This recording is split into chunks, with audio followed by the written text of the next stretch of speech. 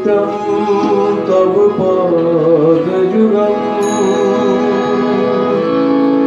दयानि नित्यं तव पूर्णारूपम्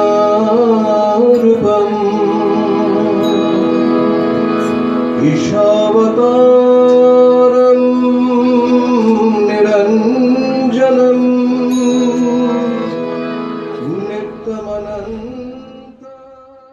हेलो ठाकुर मा और स्वामी जी चरणे हमारे श्रद्धायुक्त प्रणाम निवेदन करी ये आश्रमेर पूजनीय महाराज मंत्री एवं उपस्थित भक्तमंडल के हमार आंतरिक श्रद्धा ज्ञापन करी আমরা এই সুমধুর সন্ধ্যায় মিলিত হয়েছি ঠাকুরের সম্পর্কে কিছু ঘটনা এবং সেই সঙ্গে একটা গান এবং শেষের দিকে আমরা সময় ঠাকুরের গান দিয়ে শেষ করব।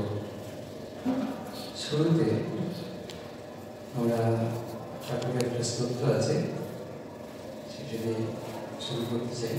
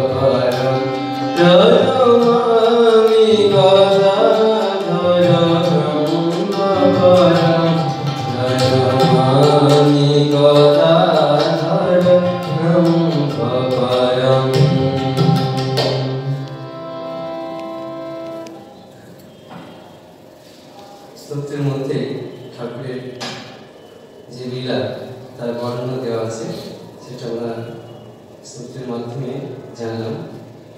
এর আগের দিন আমরা ঠাকুরের সম্পর্কে একটু আলোচনা করেছিলাম। সেখানে ঠাকুরের জীবনী, তার প্রথম জীবন কীভাবে কেটেছে, কেন তিনি জগতে আসেন, বারে বারে মানব জন্ম ধারণ করে এই আপাত দৃষ্টিতে কষ্ট ভোগ করে কেন তিনি বারে বারে এই জন্মগ্রহণ করেন, সেই সম্পর্কে আমরা আগের দিন জেনেছি। আজকে দেখব গদাধরের কৈশোর জীবন, কৈশোর জীবন কীভাবে কেটেছে, সুখে দুঃখে, এবং তার সংসারে অন্যান্য দাদা এবং মা, তাদের সম্পর্কে আমরা জানবো তারা কীরকম কষ্ট করে দিন যাপন করেছে। কষ্ট করে কেন বলছি না, কৈশোর অবস্থায় যখন গদাধর পৌঁছলেন তখন ক্ষুদিরাম চট্টোপাধ্যায় তার পিতা দেহত্যাগ করেছেন।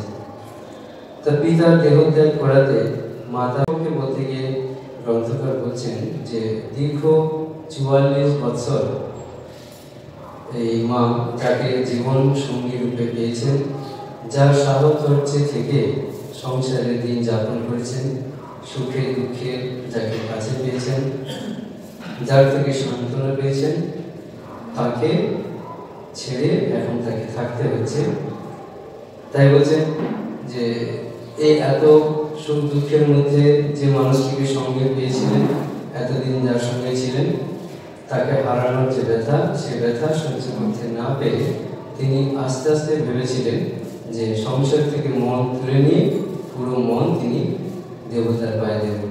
দেবতা, তাদের গৃহ দেবতা, যে দেবতার পূজা এতদিন করে আসছেন ক্ষুদিরাম চট্টোপাধ্যায় স্বপ্নদিষ্ট হয়ে যে রঘুবীর সাথে পেয়েছিলেন, এবং বাড়িতে যে দেবতা আছে সেই গৃহ দেবতা এবং শীতলা মা, এই তিনজনের সেবায় তারা সবসময় নিরত থাকতেন। এবং তিনি এখন থেকে ভাবলেন যে সংসার অনিত্য অসার, তাই তিনি পুরো মনটাই সংসার থেকে তুলে নিয়ে দেবতার পায়ে দিতে চান। কিন্তু মায়া বলে একটা জিনিস আছে, তাই এই গদাধর এবং সর্বমঙ্গলা এদের মুখ চেয়ে এদের কথা চিন্তা করে তিনি আর মনটাকে সেইভাবে পরিচালিত করতে পারলেন না। বাধ্য হয়ে তিনি সংসারে আবার নেমে এলেন, সংসারে মন দিতে বাধ্য হলেন এদের কথা চিন্তা করে। এদিকে তার বড় ছেলে রামকুমার, তিনি দুঃখ পেয়েছেন, কিন্তু পিতা চলে যাওয়ার পরে পুরো সংসারের দায়িত্ব তার হাতে, তার মাথার উপরে চেপে বসল। তাই পিতা চলে যাওয়ার যে দুঃখ যন্ত্রণা এবং যে শোক, সেই শোক করার তার আর সময় ছিল না। কেন না, সংসারে চিন্তা করতে হচ্ছে। এবং তার ভাই, মেজ ভাই রামেশ্বর তখন পড়াশোনা করছিলেন জ্যোতির্বিদ্যা নিয়ে। তা তার পড়াশোনা যাতে হয়, বন্ধ না হয়, সেদিকেও চিন্তা করতে হচ্ছে। এদিকে গদাধর ছোট ভাই আছে, সর্বমঙ্গলা আছে, তাদের জন্য চিন্তা করতে হচ্ছে। আবার নিজে যা করছিলেন, যে উপার্জন করছিলেন, সেই উপার্জন অপেক্ষা আরো বেশি যাতে উপার্জন করতে পারেন সেই দিকে মন দিতে হচ্ছে। তাই পিতার মৃত্যুতে তার আর শোক করার কোনো সময় বা অবকাশ নেই। তিনি এই সমস্ত চিন্তা করে যাতে সামনের দিকে এগিয়ে যাওয়া যায়, ভাইয়ের পড়াশোনা যাতে চালিয়ে নিয়ে যাওয়া যায়, এবং পরবর্তীকালে এই ভাই যাতে একটা কর্মসংস্থান সংগ্রহ করে সংসারে তাকে সহযোগিতা করতে পারেন, সেই চিন্তায় তিনি ব্যস্ত। এদিকে গদাধর বিজ্ঞ ব্যক্তি যারা শাস্ত্র অনুসারে তারা বলছেন যে শৈশবে মাতৃবিয়োগ, কৈশোরে পিতৃবিয়োগ এবং যৌবনে স্ত্রী বিয়োগ জীবনে যত অঘটন ঘটায়, যত কষ্ট নিয়ে আসে, আর কোনো কিছুতে এত কষ্ট মানুষ অনুভব করতে পারে না বা করে না। কেননা শৈশবে যদি কেউ পিতাকে হারায়, তখন মায়ের কাছ থেকে সমস্ত সান্ত্বনা একমাত্র মাকেই শিশু বোঝে, মাকেই জানে, মাকেই চেনে। তাই সমস্ত দুঃখ যন্ত্রণা এবং তার প্রশ্নের নানা রকম উত্তর মায়ের কাছ থেকে পেয়ে থাকে। তাই শৈশবে মা থাকলে আর কোনো কষ্ট থাকে না। কিন্তু যখন একটু বড় হয়, কৈশোর অবস্থায় আসে, তখন মায়ের কাছ থেকে আর সব প্রশ্নের উত্তর পাওয়া যায় না। তখন পিতার কিছু প্রয়োজন হয়। আস্তে আস্তে যে বড় হয়, তার ঘরের বাইরের যে জগৎ, সেই জগৎ সম্পর্কে যেমন কিছু প্রশ্ন থাকে, জানতে চায়, সেই সমস্ত প্রশ্নের উত্তর সবসময় মায়ের কাছ থেকে পায় না, তখন পিতাকে বিশেষ করে প্রয়োজন হয়। ঠিক এই সময় ক্ষুদিরাম চট্টোপাধ্যায় শরীর ত্যাগ করলেন। গদাধরের এখন এই কৈশোর অবস্থা, দুঃখের মধ্যে যে পড়লেন, এই দুঃখের থেকে নিবৃত্তি পাওয়ার উপায়, তিনি পিতা ছাড়া কাউকে দেখছেন না। এই সময় পিতা নেই, কাকে বলবে? মা অসহায়, মাকে বললে মা যদি এমনি কষ্ট পাচ্ছে, তারপরে আমার আবদার যদি মেটাতে না পারে, তাহলে মায়ের আরো বেশি কষ্ট হবে। তাই তিনি মাকে আর সব কথা বলতে পারতেন না। তার কষ্ট হলেও তিনি মায়ের কাছে সেগুলো প্রকাশ করতেন না। উপরন্তু মা যাতে কষ্ট না পায়, সেই জন্যে মাকে কিভাবে সান্ত্বনা দেবেন, মাকে কিভাবে তিনি ঠিক রাখবেন, এই ভাব সবসময় তার মধ্যে থাকতো। এবং বালক বলেও এই গদাধরের ভেতরে একটা আলাদা মেধা, আলাদা বুদ্ধি কাজ করত। অন্যান্য বালকের তুলনায় তার এই মেধা শক্তি বা ধী শক্তি বা অপরের মনের ভাব বুঝে নেওয়ার ক্ষমতা অনেক বেশি ছিল। তাই তিনি মাকে সবসময় কোনো কিছু আবদার করতেন না, উপরন্তু তিনি ভাবলেন যে মাকে রক্ষা করার দায়িত্ব যেন তার, সেই মতো তিনি চলাফেরা করতেন, মায়ের কাছে কাছে থাকতেন, মাকে সান্ত্বনা দিতেন এবং বিভিন্নভাবে মাকে ওই পিতৃবিয়োগের যে দুঃখ, তার স্বামী হারার যে দুঃখ, সেটি যাতে তিনি বুঝতে না পারেন সেই রকম আচরণ তিনি মায়ের সামনে প্রায়ই করতেন।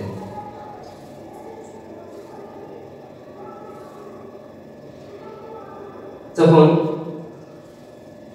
গদাধর অন্যান্য বালকদের সঙ্গে যেমন খেলাধুলা করতেন, তাদের নিয়ে বিভিন্ন জায়গায় যেতেন, বিশেষ করে মানিক রাজার আম্রকাননে বন্ধুদের সাথে খেলাধুলা করতেন, তাদের সাথে যাত্রা, বিভিন্ন ধরনের অভিনয় নিজেই সৃষ্টি করতেন, তাদের সঙ্গে আনন্দে থাকতেন, কিন্তু ভেতরে যে একটা দুঃখ আছে সেটা কাউকে বুঝতে দিতেন না।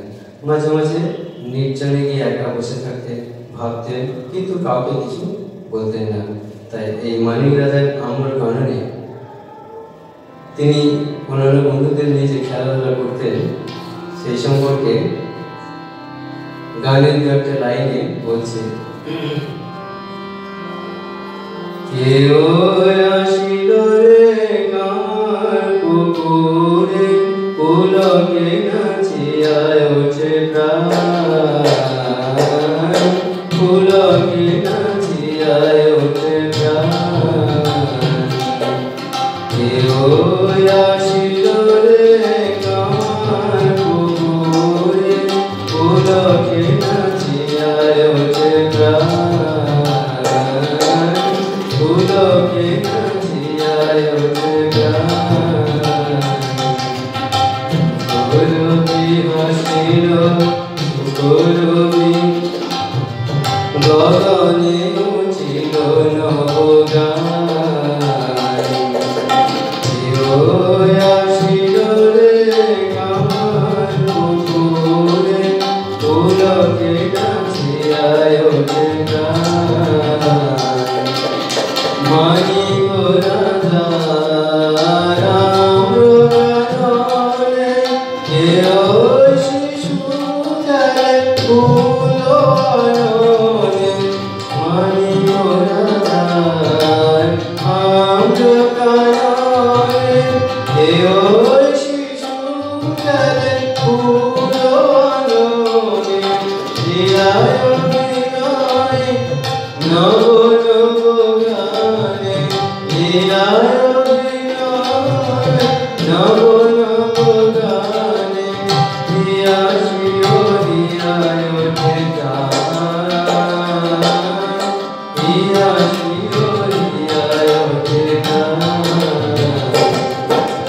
কেউ আসিল রে কামার পুকুরে, পুলকে নাচিয়ায় ওঠে গান।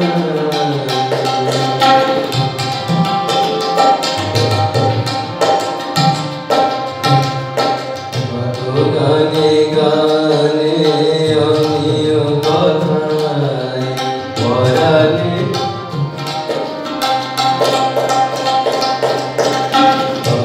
গানে গানে অনিয় কথায় পরকে পরাণ মাতায়। মন প্রাণরাম বিরায় বিরাম, মন প্রাণরাম বিরায় বিরাম। অতিশরানি রখিতে চায়, অতিশরানি রখিতে চায়। আমারে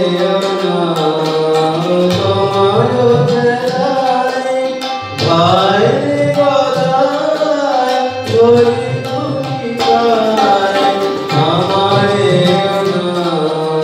তোমার বেলায়, ভাই গদায় করি দুঃখী পায়। যুগে যুগে হরি তোমার লীলায়, যুগে যুগে হরি তোমার লীলায়। নিয়ম তরু মন প্রাণ,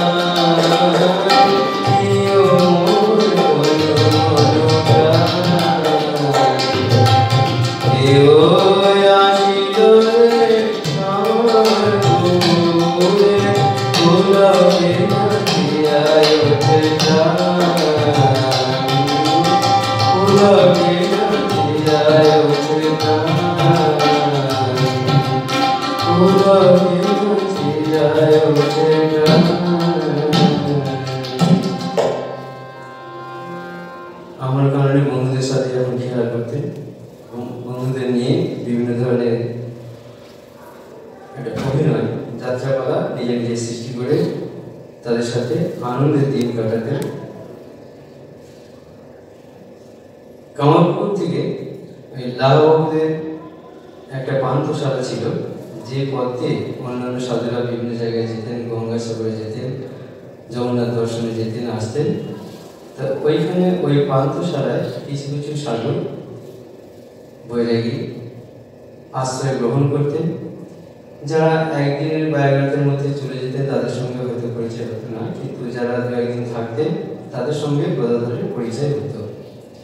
কেননা তিনি পুরাণে শুনেছেন সাধুদের সম্পর্কে, তাই তিনি সাধু দর্শন করার জন্য ওই পান্থশালায় ওদের সাথে মেলামেশা করতেন।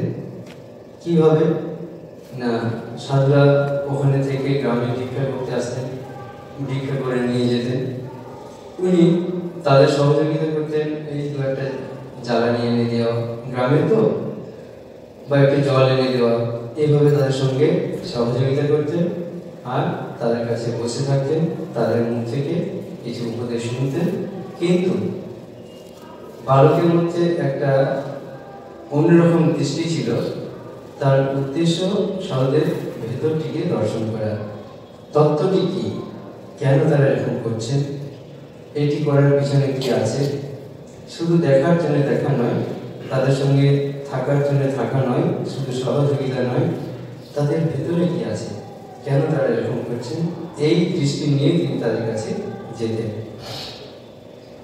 সাধুরা খুশি হয়ে গদাধরকে যেমন ভালোবাসতেন, কাছে ডাকতেন এবং তাদের ভিক্ষালব্ধ অন্ন ঠাকুরকে নিবেদন করে, যেটা ইষ্টকে নিবেদন করে, তারা গদাধরকেও মাঝে মাঝে দিতেন এবং নিজেরাও সেই প্রসাদ পেতেন। গদাধর এই যে সাধুদের সঙ্গে মিশতে মিশতে তার তিনি মনে মনে কোনো দিন মাকে গিয়ে বলতেন, এক একদিন এক একটা বেশভূষা পরে, কখনো ছাই ভস্ম মেখে, কখনো সাধু সেজে মায়ের কাছে গিয়ে বলতেন যে মা দেখো আমি কেমন সাধু সেজেছি। তো এতে চন্দ্রমণি দেবীর মনে একটা দুঃখ হতো, আনন্দ হতো, আবার ভয়ও আছে যে তাহলে কি সাধুরা আমার ছেলেকে নিয়ে চলে যেতে পারে, যদি নিয়ে চলে যায় তাহলে কি করব। তাই তিনি খুব ভয় পেয়ে গেলেন এবং সেটি গদাধরকে বললেন যে এরকম যদি হয় তাহলে আমি কি নিয়ে থাকবো। গদাধর মায়ের সেই দুঃখের কথা সাধুদেরকে বললেন। সাধুরা তখন গিয়ে ওই চন্দ্রমণির কাছে এসে ওর সঙ্গে সঙ্গে বাড়িতে এসেছে, এসে বলছেন যে দেখুন আমরা আপনার ছেলেকে কখনো নিয়ে যাব না, কারণ এটি হচ্ছে অনৈতিক কাজ। আমরা সাধু সন্ন্যাসী মানুষ, সাধু বৈরাগী, তা আমরা যদি আপনার ছেলেকে এইভাবে না বলে নিয়ে চলে যাই তাহলে আমরা বিরাট অপরাধী হব, দুষ্কৃতকারী তো হবই এবং সমাজের চোখে আমরা একটা ভিন্ন ভীষণ অপরাধ করব। সেই জন্যে আপনার সেই চিন্তা নেই, সেই ভয় নেই, আপনার ছেলেকে আমরা কোনোদিন নিয়ে যাব না, এখান থেকে নিয়ে যাব না। তারপর থেকে চন্দ্রমণি দেবী তিনি অনুমতি দিলেন, ঠিক আছে তুমি তোমার মধ্যে যাবে। তা উনিও যেতেন এবং পুরাণে যেহেতু শুনেছেন যে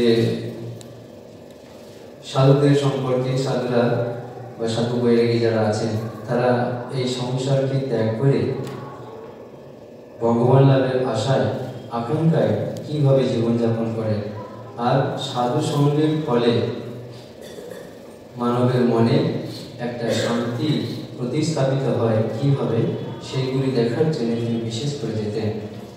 যেহেতু পুরাণে শুনেছেন যে সাধুরা সন্ধ্যায় ভোরে এই ধুনির মধ্যগত অগ্নিকে সামনে রেখে কিভাবে ধ্যান জপ করেন এবং তারা সামান্য ভিক্ষা লব্ধ যে অন্ন পান, সেই অন্ন ঠাকুরকে নিবেদন করে যেমন পান, যতটুকুই পান তাতেই প্রসন্ন থাকেন। কেন না ভগবান লাভের জন্য। তারা নিজেদের প্রয়োজনে, মানে ব্যাধি রোগ যন্ত্রণা হলে তারা অপরের কাছে চট করে যেতেন না, আগেকার দিনে ডাক্তারও দেখাতেন না। কেন না ঈশ্বর ভরসা, ভগবানের উপরে ভরসা করে তারা সেগুলিকে অকাতরে অম্লান বদনে সহ্য করতেন। আবার সাধুরা তাদের যে প্রয়োজন, সামান্য প্রয়োজন তো বটে, বিশেষ প্রয়োজনও কখনো কাউকে কিছু করতেন না। একটা বস্ত্র বা একটা জামা যা পেলেন সেটি নিয়েই তারা পরিতৃপ্ত এবং সন্তুষ্টভাবে দিন যাপন করতেন। কেন? এগুলো হচ্ছে গদাধরের মনের প্রশ্ন। আবার কিছু কিছু মানুষ আছেন যারা এরকম ভেগ ধরে, কিন্তু এই সদাচারের বিরুদ্ধ আচরণ করে নিজেকেও যেমন ঠকায় তেমন অপরকেও ঠকায়। এরই বা কারণ কি? তো এইরকম বিভিন্ন ধরনের প্রশ্ন তার মনে জাগে, পুরাণ থেকেও শুনেছেন। সেই জন্য বিশেষ করে তিনি এইগুলি লক্ষ্য করতেন, সেরকম সাধুদের সঙ্গে মিশতেন। আর এই বিষয়গুলিকে বিশেষ করে লক্ষ্য করতেন যে কিভাবে তারা এইটিকে সহ্য করছেন, কিভাবে তারা এগুলিকে আচরণ করছেন। উদ্দেশ্য ভগবান লাভ। এবং সাধুদের সঙ্গে থাকলে মানবের যে ভেতরে যন্ত্রণা বা সেগুলি দূর করে তাদের মধ্যে যে আনন্দের প্রতিস্থাপন হয়, সেটি কীভাবে হয় সেগুলি তার লক্ষণীয় বিষয়। তাই তিনি সাধুদের সঙ্গে প্রায় থাকতেন, তাদের হাই ফরমাস করতেন, যতটা সময় পেতেন আবার বাড়িতে ফিরে আসতেন।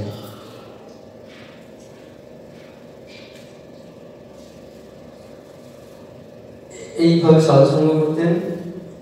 এদিকে একদিন বিশালাক্ষীর মন্দিরে যখন যাচ্ছেন, যেতে যেতে তার যে দ্বিতীয়বার ভাব সমাধি হয়েছিল, তিনি ওই বিশালাক্ষী মন্দিরে দ্বিতীয়বার যখন যাচ্ছেন, প্রথমবার তো একবার হয়েছিল, দ্বিতীয়বার যেতে যেতে তিনি ওরকম অজ্ঞান হয়ে গেলেন। তার সঙ্গে যারা ছিলেন তাদের মধ্যে ধনী কামানীয় ছিলেন। তিনি বললেন যে ওর মধ্যে ভাবের আবেশ হয়েছে। ধর্মদাস লাহার একজন ভগ্নীও ছিলেন, কিন্তু মায়ের মনে সেই চিন্তা নেই, সেই বিশ্বাস তার হচ্ছে না। তিনি বলছেন যে না, এই গদাধরের ভেতরে নিশ্চয়ই কোনো অসুখ করেছে, কোনো বাতাস লেগেছে, তাই সে অজ্ঞান হয়ে পড়ে গেছে। আমরা শুনেছি এর আগে যেমন কোনো ভূতে ধরা বলি বা খারাপ বাতাস লাগলে ছেলে মেয়েদের যেন অসুখ করে, তাদের স্বাভাবিক যে চৈতন্য অবস্থা সেটা হারিয়ে যায়। যে ভূত তাকে আশ্রয় করে তার রূপটাই সে তখন মনে করে এবং সেইভাবেই সে থাকে, কখনো কখনো অজ্ঞান হয়ে যায়। এইভাবে মা চন্দ্রমণি দেবী তিনি বলছেন যে ওর বায়ু রোগ হয়েছে, তাই এরকম অজ্ঞান হয়ে পড়ে গেছে। কিন্তু যখন গদাধরের চৈতন্য ফিরে এলো, যখন তিনি সম্মতি ফিরে পেলেন, তাকে জিজ্ঞাসা করা হলো যে কেন এমন হয়েছিল, তিনি কি কিছু বুঝতে পেরেছেন? গদাধর অম্লান বদনে বললেন যে আমি মায়ের কথা চিন্তা করছিলাম, মায়ের রূপের চিন্তা করতে করতে আমার এরকম হয়ে গেল। আমি ঠিক বুঝতে পারছি না যে কেন আমি এরকম অজ্ঞান হয়ে গেলাম, কিন্তু আমার তার আগে পর্যন্ত যতটুকু মনে আছে, মায়ের রূপের চিন্তা, মায়ের ধ্যান করতে করতে আমার এই অবস্থা হয়েছে। এটি ছিল তার দ্বিতীয়বার ভাব সমাধি। এই সমস্ত ঘটনার মধ্যে কামারপুকুরের অন্যান্য বন্ধুরা যেমন আছেন, তার মধ্যে গয়া বিষ্ণু বলে একজন ছিলেন, ধর্মদাস লাহার ভ্রাতা একজন। তার সঙ্গে এই গদাধরের একটা ঘনিষ্ঠ সম্পর্ক ছিল, বন্ধুত্ব ছিল। তাই এই গয়া বিষ্ণুকে তিনি সঙ্গে নিয়ে যেতেন, যেখানে যেতেন তাকে নিয়ে যেতেন, কারো বাড়িতে গেলে সেখানেও তাকে নিয়ে যেতেন। কেউ কিছু দিলে তিনি এই সেনাথ, তাকে সেনাথ বলে সম্বোধন করতেন। গ্রামের দিকে এরকম একটা সম্বন্ধ আছে, আগে তো ছিল, এখনো আছে, এখন বন্ধু বলে বেশি পরিচিত। সে বন্ধুর আর একটা সমার্থক শব্দ বলতে পারেন সেনাথ। তাই তিনি তাকে সেনাথ বলতেন। আর ওই সেনাথ গয়া বিষ্ণুকে তিনি সব জায়গায় নিয়ে যেতেন, যেখানে যেতেন। কেউ যদি একটা কিছু মিষ্টি বা নাড়ু গদাধরের জন্য নিয়ে আসতো, তিনি সেনাথকে না দিয়ে খেতেন না। বাইদের বাড়িতে নিমন্ত্রণ হয়েছে অনেকবার, তিনি গয়া বিষ্ণুকে নিয়ে তাদের বাড়িতে গেছেন নিমন্ত্রণ রক্ষা করতে। তাই এই গয়া বিষ্ণু পরবর্তীকালে আমরা জেনেছিলাম, বইয়ের মধ্যে আছে, পরে আবারও হয়তো পাবো, এই গয়া বিষ্ণু কিন্তু গদাধরকে চিনতে পেরেছিলেন। তাই তিনি একদিন তাকে ওই একটা মালা, ফুলের মালা লুকিয়ে নিয়ে গিয়ে মাঠের মাঝখানে গিয়ে তার গলায় পরিয়ে দিয়ে তাকে প্রণাম করেছিলেন, কেননা তিনি বুঝেছিলেন যে এই সাধারণ জিনিস নয়, এই সাধারণ ছেলে নয়। তা সে কি সবার সামনে করতে পারছিলেন না বলে তাকে ডেকে নিয়ে গিয়ে আলাদা করে নির্জনে গিয়ে এই সম্বোধন করেছিলেন। তাকে এইভাবে তিনি পূজা করেছিলেন, তার ভেতরে শ্রদ্ধা এই গদাধরকে নিবেদন করেছিলেন। এদিকে গদাধর আস্তে আস্তে বড় হচ্ছে, ব্রাহ্মণদের যেটা রীতি তার উপনয়ন দিতে হবে।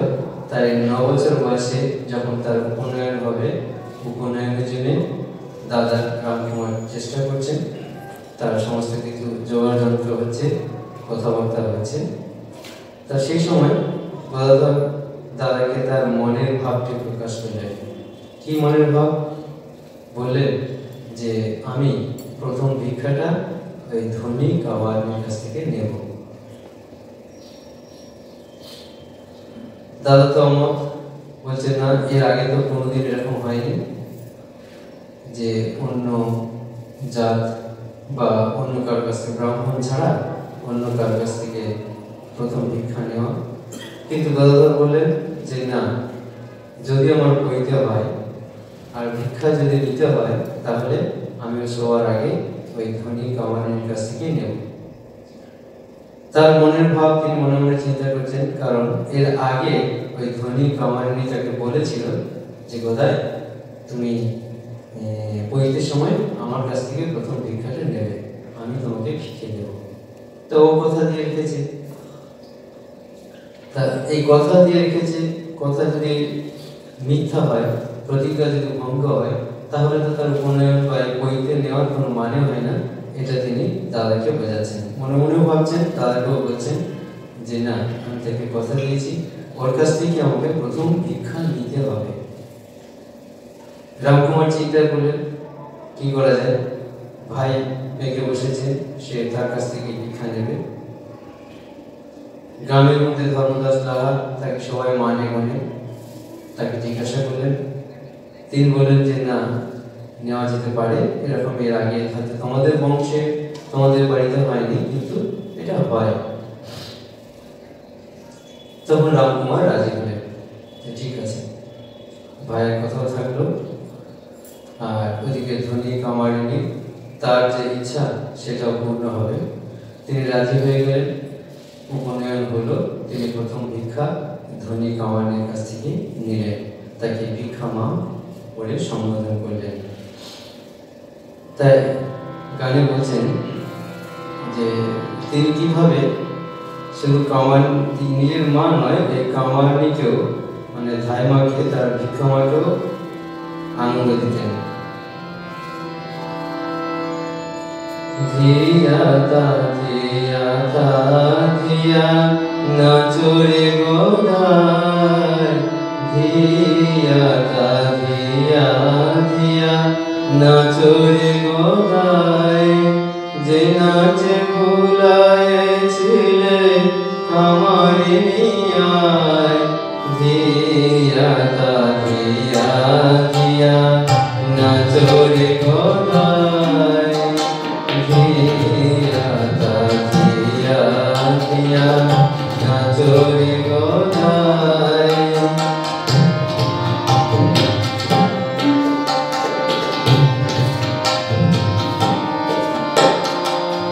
চন্দ্রমণি মাঝে ঘেরিয়া ঘেরিয়া ঘেরিয়া দুরিয়া নাচ আঁচল ধরিয়া, চন্দ্রমণি মাঝে ঘেরিয়া ঘেরিয়া ঘেরিয়া দুরিয়া নাচ আঁচল ধরিয়া, চন্দ্রবদনে তোর হাসি ফিরিয়া, চন্দ্রবদনে তোর হাসি ফিরিয়া,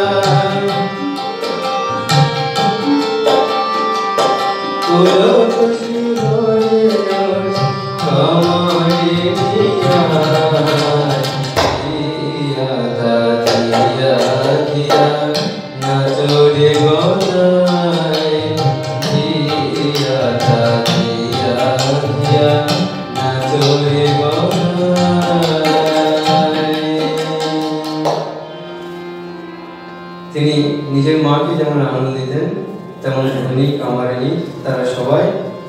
তার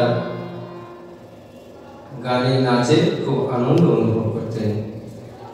তিনি বালক ছিলেন, কিন্তু তার বুদ্ধিটি ছিল অত্যন্ত প্রখর। একবার ওই ধর্মদাস লাহাদের কোন একটা অনুষ্ঠান বাড়িতে অনেক লোকের সমাবেশ হয়েছে, সেখানে বিভিন্ন ধরনের পণ্ডিত মশাইরাও এসেছেন, তারাও বসে গল্প গুজব করছেন। তো তাদের মধ্যে কোনো একটা বিষয় নিয়ে একটু তর্কের আবির্ভাব হয়েছে। সেই তর্কের সমাধান তারা নিজেরা করতে পারছেন না। বিভিন্ন জন বিভিন্ন ধরনের মতামত দিচ্ছেন, কেউ বলছেন এরকম হবে, কেউ বলছেন ওরকম হবে, চেঁচামেচি হচ্ছে, আমার তর্কও হচ্ছে। বালক গদাধর অন্য অন্য বন্ধুদের সাথে খেলতে খেলতে তিনি হঠাৎ করে তাদের একটা মন ওইদিকে রাখাতে ওদের প্রশ্নের উত্তরে উনি বললেন যে এটা এরকম করলে হয় না। তখন তাদের মনে সেই কথাটি ধরেছে। তো এত ছেলের মাঝে বালক গদাধর একটি কথা বললেন, সেটি তাদের কানে পৌঁছল। তাহলে নাও পৌঁছতে পারত।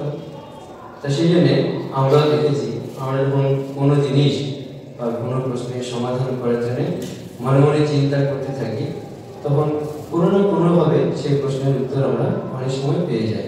সেটা গানের মাধ্যমে পেতে পারি, কোনো পাঠের মাধ্যমে পেতে পারি, অথবা রাস্তায় যেতে যেতে কেউ আলোচনা করছেন সেখানেও পেতে পারি।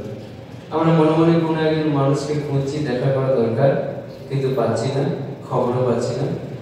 হয়তো দেখে যায় হঠাৎ করে সেই মানুষটি দেখা পেয়ে গেল।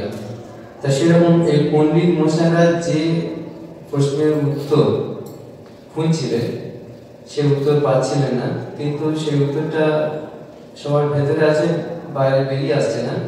সেটা পাশ থেকে যখনই কেউ বলে দেয়, চট করে সেটা মনে ধরে যায়।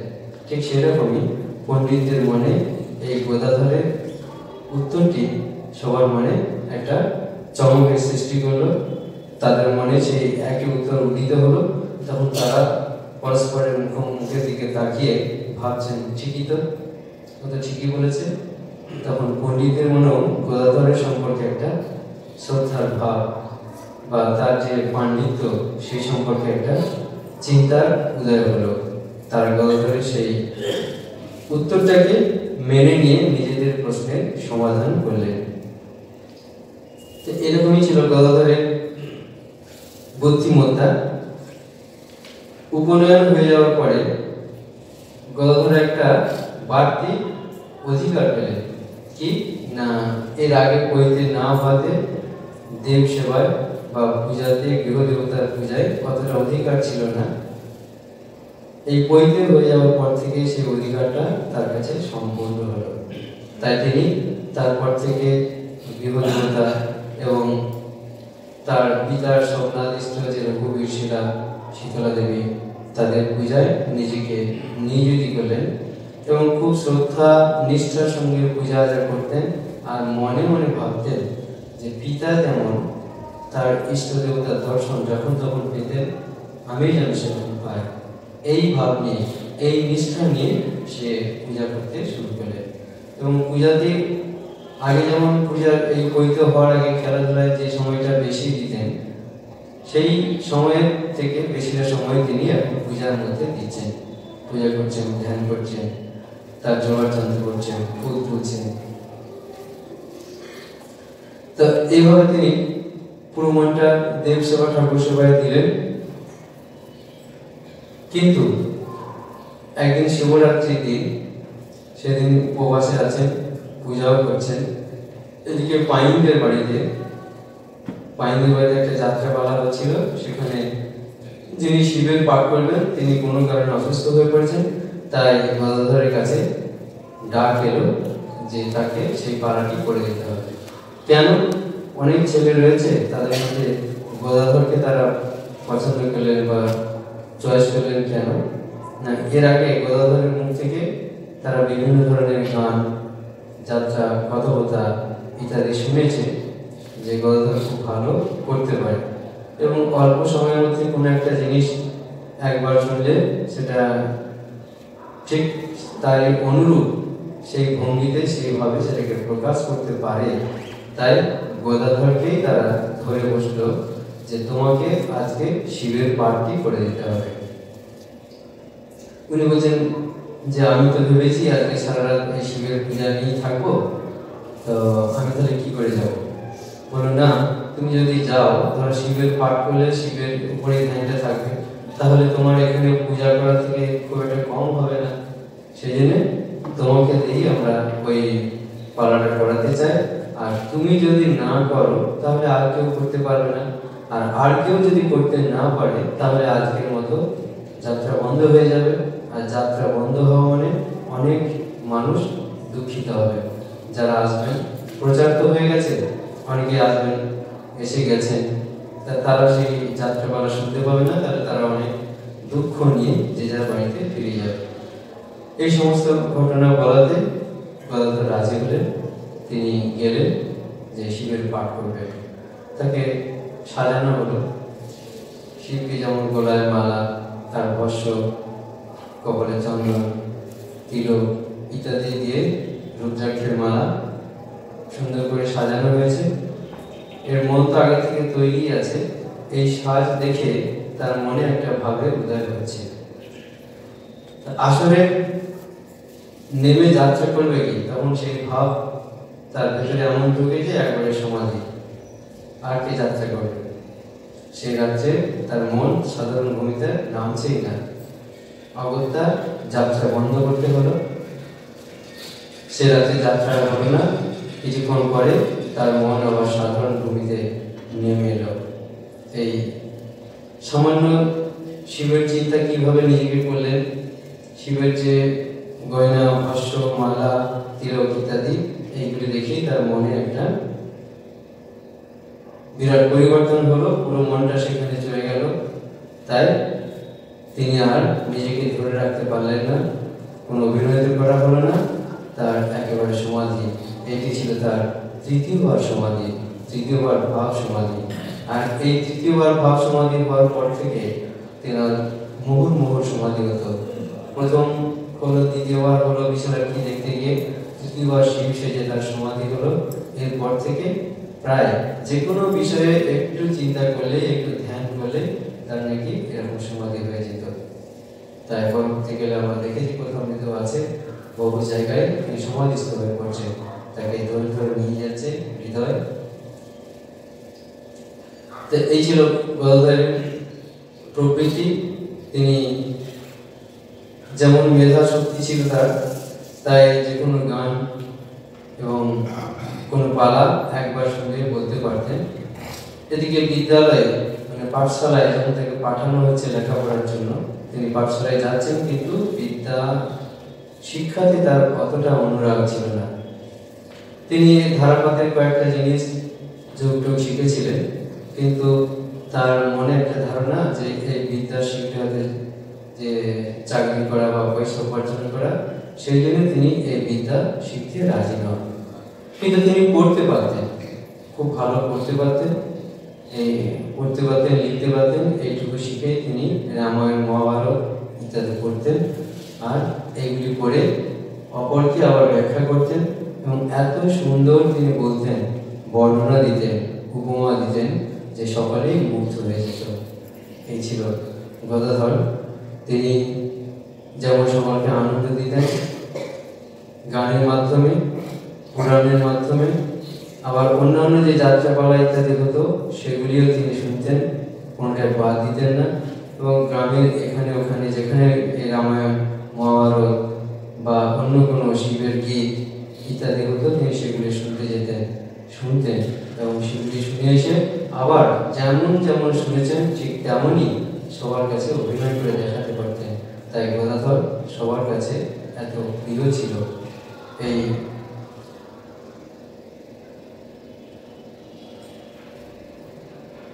পরবর্তীকালে তিনি অনেক সময় কথা মৃত্যু পেয়েছি আমরা, তিনি বলছেন যে আমি কত শুনেছি গো। তার মানে প্রথম থেকেই এই যে আশেপাশে তিনি শুনতেন, রামায়ণ, মহাভারত সেগুলি সব মনে রাখতেন, ভুলতেন না। উপরন্তু সেগুলো এসে যখন কেউ বলতো যে একবার একটু শোনাও বা যখন দেখে একবার বলো, ঠিক হুবহু তিনি যেমন দেখেছেন সেই রকম তাদের কাছে অভিনয় করে দেখাতে পারতেন। আমরা এখন কয়েকটা গান দিয়ে তারপরে শেষ করব, সময় হয়ে আসছে।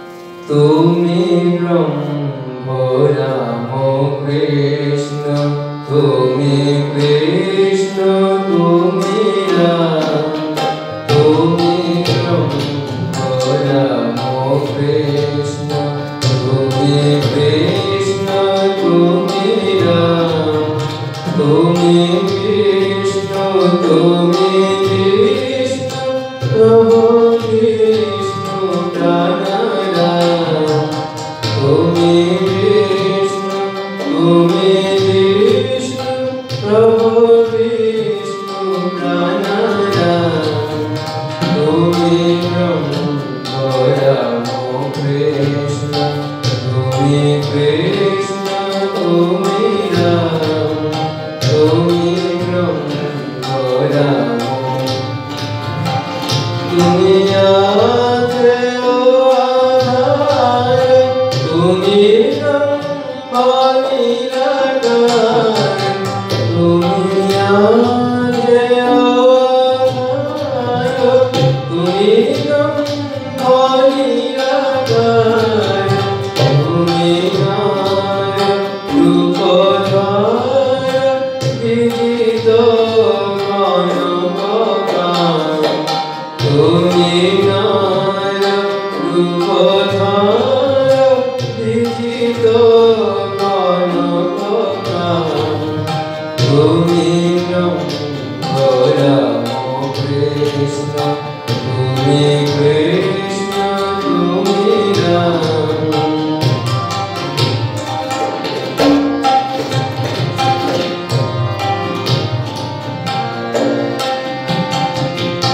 অপার করুণা সিন্ধু তুমি দেব দীনবন্ধু, অপার করুণা সিন্ধু তুমি দেব দীনবন্ধু, যাচে ইন্দু কৃপাবিন্দু চরণে করি প্রণাম, যাচে ইন্দু কৃপাবিন্দু চরণে করি প্রণাম, তুমি ব্রহ্ম রাম কৃষ্ণ, তুমি কৃষ্ণ তুমি রাম, তুমি ব্রহ্ম রাম কৃষ্ণ, তুমি কৃষ্ণ তুমি রাম।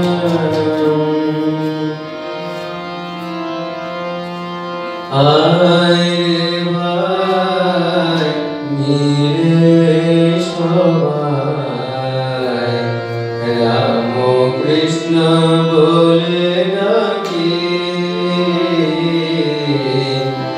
আয় ভাই মিলে সবাই, রাম কৃষ্ণ বলে ডাকি, দেখি কেমন করে থাকে দূরে, কেমন করে থাকে দূরে, পরাণ করে দেখি দেখি, আয় ভাই মিলে সবাই, রাম কৃষ্ণ বলে ডাকি, মুখে তার নাম কি দিলে প্রাণটি যায় অমনি বলে, মুখে তার নাম কি দিলে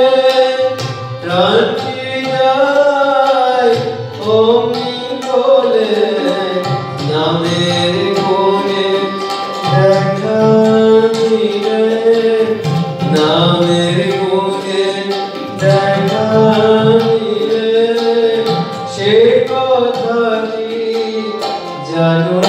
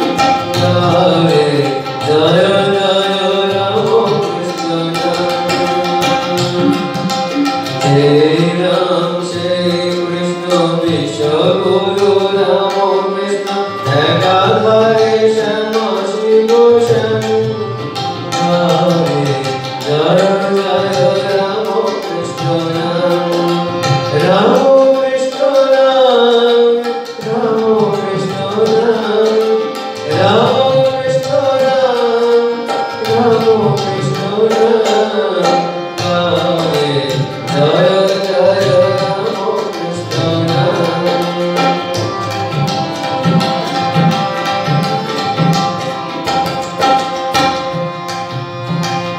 আজিয়ে শুভ দিনে মিলিয়া কথা জানি গাও গাও রাম কৃষ্ণ নাম গায়ে জয় জয় রাম কৃষ্ণ নাম রাম কৃষ্ণ নাম রাম কৃষ্ণ নাম রাম কৃষ্ণ নাম রাম কৃষ্ণ নাম গায়ে জয় জয় রাম কৃষ্ণ নাম গায়ে জয় জয় রাম কৃষ্ণ নাম রাম কৃষ্ণ নামে রাম কৃষ্ণ প্রেমে মাতিয়া দুঃখ ধরালাম গায়ে জয় জয় রাম কৃষ্ণ নাম রাম কৃষ্ণ নাম রাম কৃষ্ণ নাম রাম কৃষ্ণ নাম রাম কৃষ্ণ নাম গায়ে জয় জয় রাম কৃষ্ণ নাম গায়ে জয়